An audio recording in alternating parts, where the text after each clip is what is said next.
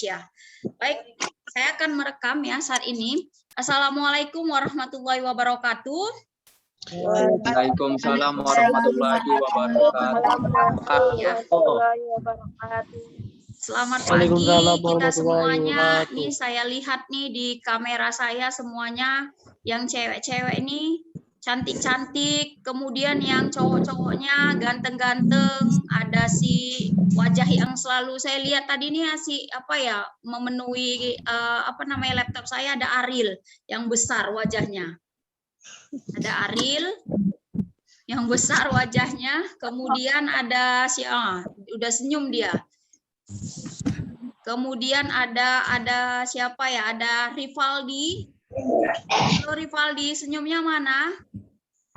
Halo. Oh, oke. Kemudian ada Aura Lutfia, kemudian ada Risnawati, ada Alia yang saya nggak tahu nih, Alia kurang senyumnya nih ya, sepertinya di sudut kanan saya dia sepertinya masih merengut wajahnya ini. Mana senyumnya Alia? Alia Putri. Ya, Bu. Gadis berkacamata. Oke, gitu ya. Ada Ahmad Sahrul, tetangga saya ternyata. Dan tanpa saya sadari dia pun juga nggak sadar juga. Ya, Sahrul. Ya, Bu. Oke, langsung saja ya Nak, kita masuk ke pembelajaran saya. Saya akan men-share PPT saya pada hari ini. Ini sudah kelihatan ya PPT saya ya? Sudah Nak? Belum. Sudah Bu. Sudah Bu. Sudah. Nah, pada pagi hari ini ya, materi kita itu masih sangat mendasar, tapi walaupun mendasar, materi ini sangat sangat penting sekali. Jadi materi ini itu menjelaskan kepada kita semua kenapa kita harus belajar sejarah Indonesia. Kenapa pada pelajaran-pelajaran di SMA dari mulai SD juga walaupun nanti dia masuk kepada IPS, sejarah tetap ada. Nah, kenapa? Nah, kenapa harus mempelajari sejarah? Sejarah itu kan masa lalu, Bu, masa usang, Bu. Orang yang mempelajari sejarah, maka kepalanya itu akan botak di belakang. Kenapa? Karena dia sih mikirkan masa lalu aja. Tapi orang yang memikirkan masa depan ya, itu botaknya di depan katanya gitu. Benar nggak itu seperti itu? Tidak. Enggak ya? Enggak, oke. Enggak dong ya. Namanya udah mau botak ya botak aja lagi, ya kan? Orang rambutnya rontok kok, ya udah. Nah, jadi pembelajaran sejarah itu sangat penting. Kenapa? Kita bisa merefleksikan diri ya. Kita bisa mempelajari ya sejarah itu. Jadi sejarah ini merupakan waktu juga. Sejarah ini merupakan satu peristiwa. Jadi kalau misalnya seperti ini, contoh di rumah kalian itu misalnya malam hari kalian tuh lupa untuk mengunci pintu, berulang kali kalian melakukan itu, enggak kalian kunci pintu, ternyata sewaktu-waktu ya rumah kalian itu dimasukin oleh tamu tak diundang alias maling. Nah, maling masuk. Nah, artinya apa? Artinya kalian itu pasti akan kedepannya akan lebih mawas diri lagi. Aku nih teledor nih, kenapa nggak aku kunci pintunya? Jadi ada tamu masuk, ngambil handphone, ngambil ini. Nah, itu jadi pembelajaran. Itu yang dinamakan dengan sejarah. Oke, ini ya. Itu salah satu contoh kecil dalam hidup kita, dalam kehidupan pribadi kita. Nah, dalam kehidupan yang besar gitu, skala besar. Ini sebelum saya menjelaskan, saya mengambil PPT ini dari ID Sejarah. Jadi kalian juga bisa follow ID Sejarah, kemudian kalian bisa juga lihat video-video di ID Sejarah ini. Jadi banyak video-video yang berkaitan tentang masalah politik, sejarah, bagus-bagus semuanya. Itu kalian boleh kalian follow dan boleh kalian lihat video-videonya. Nah, sejarah itu kalau misalnya dari bahasa Arab ya, dia merupakan kata-katanya itu merupakan sajaratun yang berarti pohon. Kalau kalian lihat pohon, kalian membayangkan pohon rambutan, pohon mangga atau pohon apapun, itu kan terdapat batang, kemudian ranting, dahan. Nah, itulah yang disebut dengan sejarah. Artinya apa? Banyak elemen-elemen yang bisa kita pelajari, banyak elemen-elemen yang bisa kita lihat gitu. Jadi orang-orang di luar negeri itu sangat apa sekali dengan pembelajaran sejarah, sangat terbuka sekali, sangat menghargai sekali dengan pembelajaran sejarah. Karena apa? Mereka kalau belajar sejarah, mereka akan tahu bagaimana latar belakang keturunan mereka, kemudian bagaimana latar belakang bangsa mereka, silsilah bangsa mereka, apa yang membuat bangsa itu terpuruk, kemudian apa yang membuat bangsa itu maju. Nah, mereka belajarnya dari sejarah. Nah, kalian bisa lihat dari bahasa Inggris sejarah itu disebut history, dari bahasa Yunani dia disebut historia, bahkan dari bahasa Jerman dia disebut sebagai Geschichte, ya, sesuatu yang telah terjadi. Nah, ketika kita membahas tentang sejarah, nah ini dia. Sadar atau enggak kalian sadari, ini sekarang masa pandemi ya kan. Nah, jadi ketika kita mempelajari sejarah, enggak sadar kita kan, ternyata seabad yang lalu itu sekitar tahun 1900-an itu di Indonesia dan di dunia juga mengalami hal yang sama seperti saat ini, yaitu apa? Pandemi. Menghadapi pandemi. Jadi negara yang paling banyak yang meninggal dunia masyarakatnya, rakyatnya, itu juga termasuk Indonesia, itu juga termasuk Asia, itu juga termasuk ini dia Asia Tenggara. Nah, berita-berita ini ya, sumber-sumber ini, fakta-fakta ini itu bisa kita lihat dari berita-berita yang ditulis ya pada masa kolonialisme Belanda. Waktu itu kan Indonesia dijajah tuh sama Belanda. Nah, ini dia, koran-koran ini menyatakan bahwasannya apa? 1 abad lalu itu pernah ada yang namanya penyakit. Nah, apa nama penyakit itu? Ada yang bilang influenza, ada yang bilang namanya flu Spanyol, ya kan? Kemudian ada bilang flu Amerika. Nah, tapi orang-orang di Asia itu bilangkannya seperti namanya influenza. Tapi ya, penyakit itu, pandemi itu ternyata sama seperti yang saat ini gitu. Penyakitnya itu mudah sekali tersebar. Nah, ini di sini dituliskan, di surat-surat kabar ini dituliskan. Ini ada surat kabar yang dituliskan berbahasa Batak. Kemudian ada surat kabar yang bertuliskan bahasa Belanda. Ada wabah yang disebut mereka itu kolera, di mana ya 50 juta, hampir 50 juta masyarakat Indonesia itu terkena, meninggal dunia pada saat itu. Nah, hampir sama seperti kejadian yang sekarang ini, Nah, ini tulisan-tulisan ini ditulis oleh salah seorang ya dokter peneliti sejarah Indonesia ya, sejarah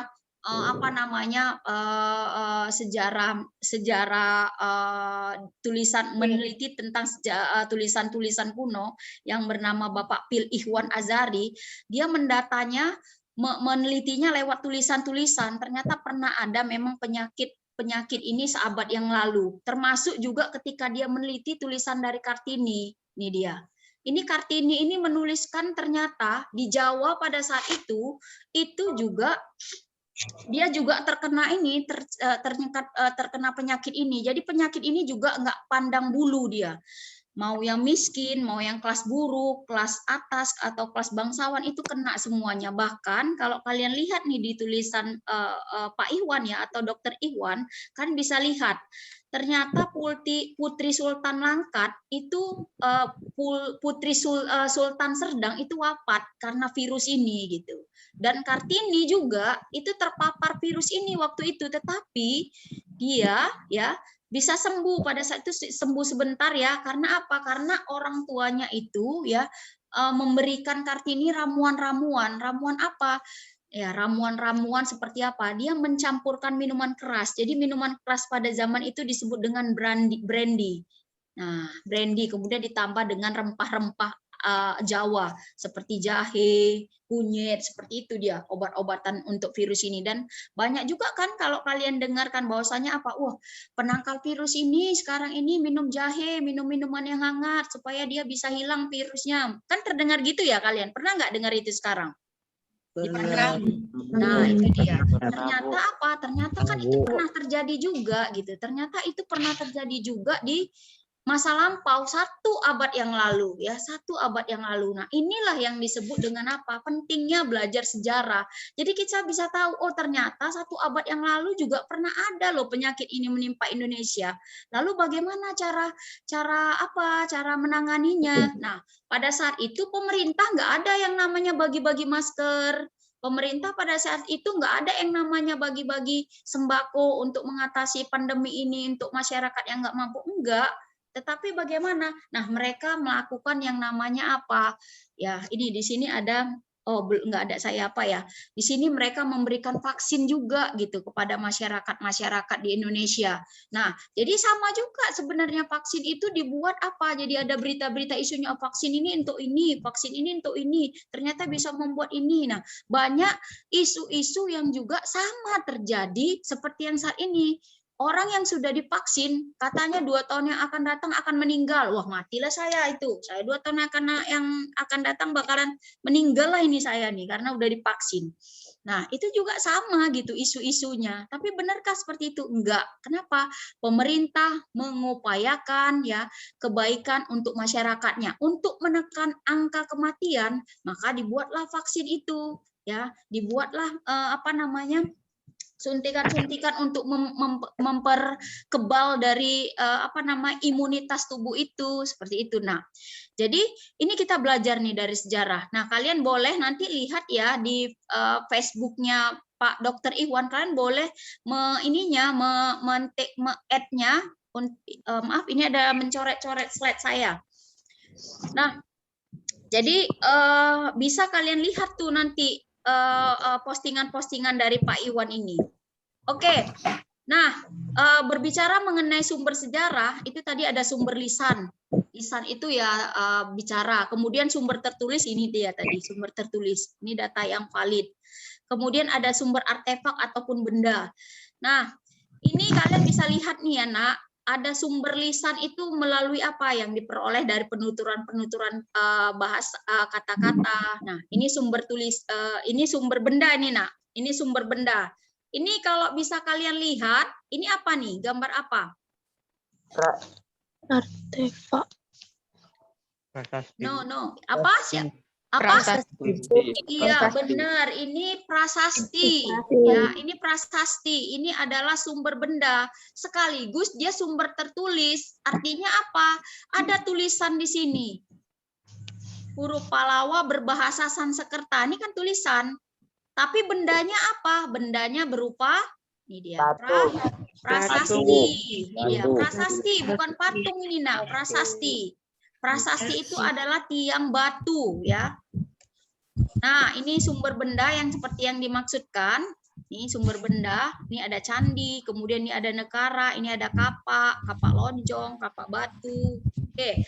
Ini kemudian ruang lingkup sejarah seperti yang saya katakan tadi ya. Ruang lingkup sejarah itu ada apa? Sejarah sebagai kisah, ini nggak usah kita bahas lagi. Nah, ini dia materi kita. Materi kita di awal ini adalah membahas tentang konsep berpikir kronologis, diakronik, sinkronis, ruang dan waktu dalam sejarah. Nah, di awal tadi saya sudah menjelaskan yang saya maksudkan dengan cerita-cerita pandemi tadi, itulah yang dimaksud dengan konsep berpikir kronologis. Oke. Nah, artinya apa? Kalian bisa lihat ya, apa yang dimaksud dengan berpikir kronologis. Nah, kalau kalian disuruh coba, Sahrul, kamu harus berpikir kronologis. Artinya apa? Sahrul, saya suruh untuk berpikir secara berurutan. Ya, jadi kronologis itu sesuai dengan urutan dia. Urutan apa? Urutan kejadiannya. Misalnya, contohnya, Pratama Putra. Nah, Pratama Putra ini dia saksi. Ya, saksi apa? Saksi pencurian mangga tetangganya. Nah, ya kan?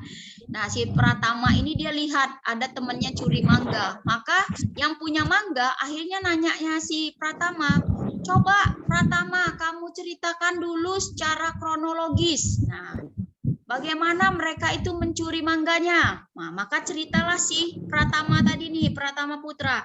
Gini loh, Wak. Pertama, mereka itu ngintip-ngintip dulu, Wak. Ada nggak orangnya? Kemudian, Wak, udah ngintip-ngintip, ditengok nggak ada, barulah orang itu ngambil tangga. Udah ngambil tangga siapa? Itu Wak, tangga tetangga Wak juga. Nah, setelah itu Wak, baru orang itu manjat. Manjat Wak, rupanya di situ Wak ada 2 orang Wak lagi kawannya datang. Nah, itulah dia. Itu yang dimaksud dengan apa? Berpikir kronologi secara tahapan, urutan dia. Nah, itu ya, secara beruntut. Kemudian kalau yang dimaksud dengan berpikir diakronis itu apa? Nah, kalau yang berpikir diakronis itu berarti dia itu berpikir nggak memanjang, dia nggak memanjang dan ini nggak melebar. Artinya pada pada satu waktu aja, misalnya pada kejadian pencurian mangga, ya udah ada pencurian mangga itu aja. Tapi nanti ada di sebelahnya dengan waktu yang sama ada pencurian jambu juga di sekitar itu. Maka dia cerita nggak pencurian jambu? Enggak. Dia yang dia ceritakan yang berdasarkan pencurian mangga itu juga. Tapi nanti kalau misalnya dia misalnya bercerita tentang apa namanya secara menyeluruh, barulah dia cerita, si Pratama ini cerita bahwasanya apa, Bu, Wak, ini Wak, ternyata bukan pohon mangga Wak aja yang dicuri Wak, ternyata pohon jambu juga, pohon rambutan juga Wak. Nah, seperti itu dia. Jadi ada urutan-urutannya, ada apa namanya? Ada apa yang memanjang dalam waktu, kemudian ada terbatas dari dari waktu. Nah, seperti itu dia. Oke. Ariana ya.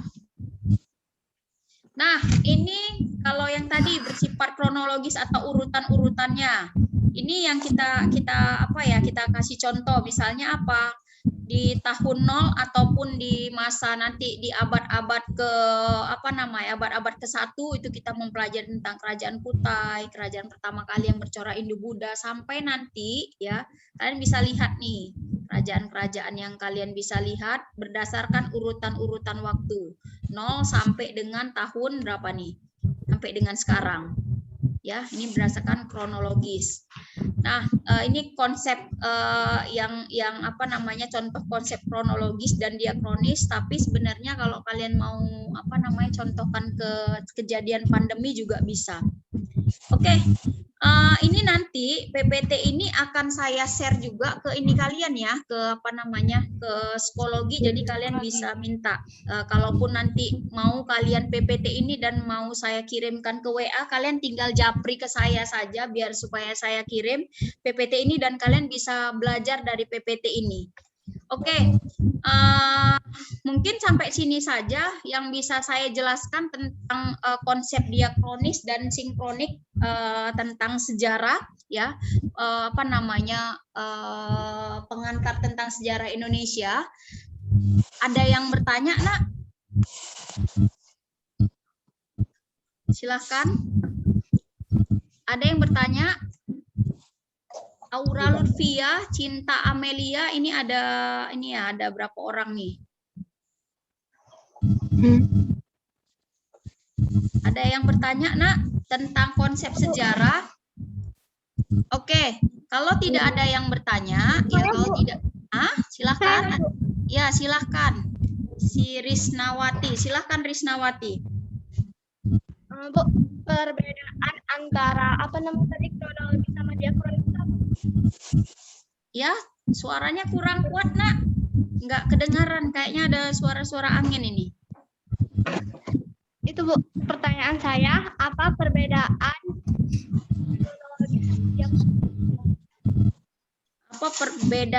kronologis dengan diakronis? Oh, diakronis ya. Kalau kronologis itu dia berdasarkan dengan urutan-urutan waktu dia, urutan-urutan waktu. Kemudian kalau diakronis juga sebenarnya ini dia ya, nggak ada perbedaan antara kronologis dan diakronis. Dia tetap berurutan dengan waktu. Nanti yang membedakan itu adalah waktu panjangnya dia. Artinya gini, misalnya kalau kronologis itu berdasarkan urutan-urutan waktu. Contoh gini dia. Tadi zaman Kutai, kerajaan Kutai, kemudian setelah kerajaan Kutai ada kerajaan Tarumanegara, kemudian ada kerajaan Islam, kemudian kemudian sampai di masa sekarang. Itu berdasarkan apa? Urutan waktu atau kronologis. Nah, kalau diakroniknya bagaimana? Diakroniknya adalah contohnya misalnya Kerajaan Kutai. Nah, Kerajaan Kutai yang memerintah itu adalah siapa yang pertama? Misalnya yang pertama itu memerintah adalah Kudungga.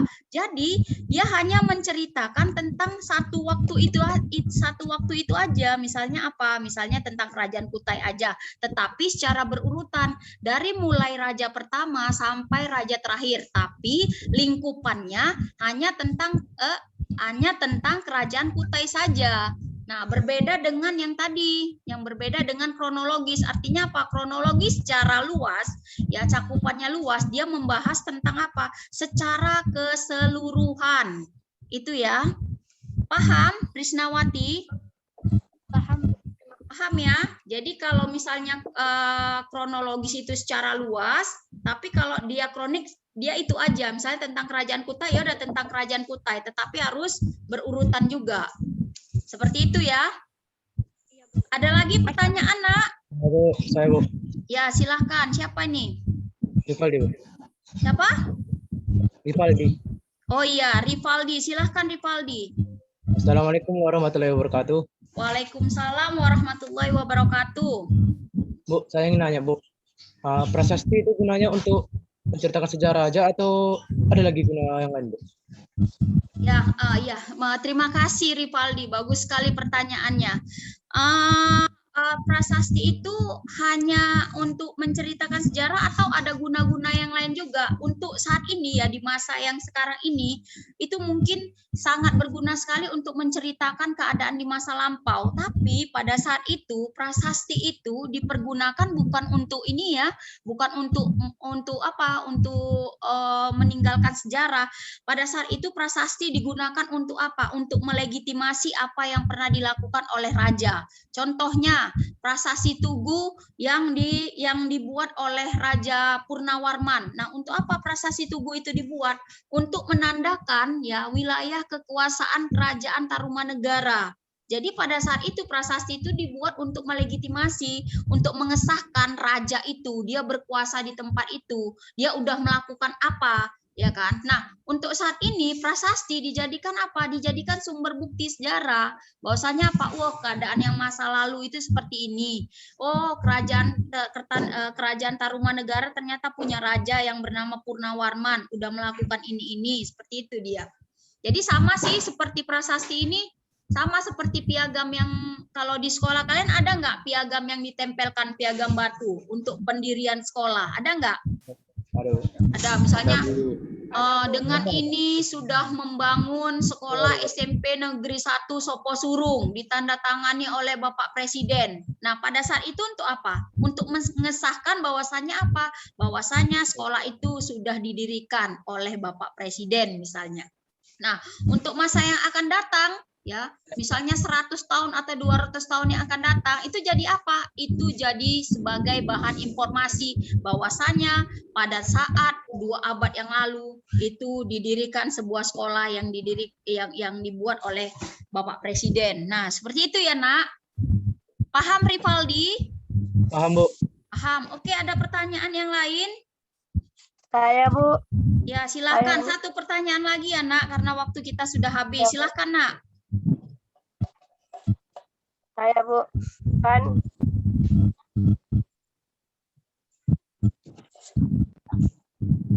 ya, Sakdia. Ya, silakan, Nak.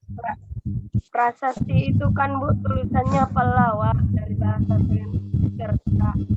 Bagaimana Indonesia mengartikannya, Bu? Oh, bagaimana Indonesia mengartikannya? Ya, benar. Bagus sekali pertanyaannya ya. Jadi, bagaimana orang-orang di Indonesia itu bisa mengartikannya? Nah, ternyata ya tulisan itu sudah dikenal, ya kan? Dikenal ketika Hindu-Buddha, ketika bangsa-bangsa India itu masuk ke Indonesia. Jadi, ketika bangsa India masuk ke Indonesia, kita itu sudah lepas yang namanya dari zaman pra-aksara atau zaman mengenal tulisan. Nah, jadi ada dalam ilmu sejarah ya ilmu yang mempelajari tentang naskah-naskah kuno, termasuk tentang tulisan-tulisan kuno. Jadi ketika kita mempelajari ilmu ini, maka secara nggak langsung kita bisa mengetahui apa yang bisa terisi dalam tulisan-tulisan tersebut. Misalnya tadi dibilang Pak Topik, ada yang di Soshum gitu kan, dia ngambil jurusan Soshum untuk arkeologi. Nah, di dalam jurusan arkeologi itu ada dipelajari tentang ilmu dalam sejarah yang mempelajari tentang tulisan-tulisan kuno, termasuk huruf Palawa ini tadi. Karena apa? Huruf Palawa dan bahasa Sanskerta itu adalah tulisan yang beradaptasi dari tulisan India dengan tulisan Jawa kuno ataupun Jawi kuno. Itu dia. Jadi bisa ditulis, itu bisa dipelajarin. Dan dulu ya kan, sebelum ada tulisan Indonesia sekarang, orang-orang Jawa dulu udah bisa membaca, udah bisa menulis pakai tulisan Palawa tersebut. Itu dia. Oke, Bu. Terima kasih, Bu. Oke, Asa dia. Mungkin itu saja, Nak. Minggu depan kita sudah sudah mulai belajar aktif lagi ya untuk mempelajari untuk materi yang berikutnya. Siapkan pertanyaan kalian yang berkaitan tentang sejarah, tentang apa saja boleh kalian tanyakan. Ingat, kalau misalnya ada yang menginginkan PPT saya, kalian boleh nanti minta kepada wali kelas nomor WA saya, kemudian biar saya kirim via WA PPT saya. Oke, begitu saja. Mungkin sekian, terima kasih. Saya tutup pembelajaran sejarah. Saya ucapkan terima kasih dan semoga kita sehat semua. Assalamualaikum warahmatullahi wabarakatuh. Waalaikumsalam warahmatullahi wabarakatuh. Oke.